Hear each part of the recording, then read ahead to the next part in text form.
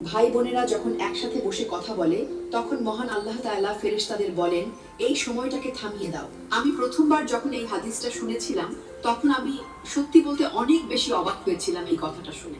কিন্তু পরে যখন আমি এই হাদিসটার বিস্তারিত ব্যাখ্যাটা জানলাম তখন আমার মনে অনেক বেশি কষ্ট লেগেছিল। সেই কষ্টদায়ক বিস্তারিতটা ছিল ঠিক এই রকম: ভাই বোনের সাথে এই পৃথিবীর জীবনের পরে আর কখনোই দেখা হবে না। হাসরের কঠিন ময়দানে দেখা হবে না, আখিরাতে দেখা হবে না, এমনকি জান্নাত বা জাহান্নামেও তাদের সাথে দেখা হবে না। বাবা মায়ের সাথে দেখা হওয়ার সুযোগ বা সম্ভাবনা আছে, স্বামী স্ত্রীর সাথেও দেখা হওয়ার সম্ভাবনার কথা বলা হয়েছে।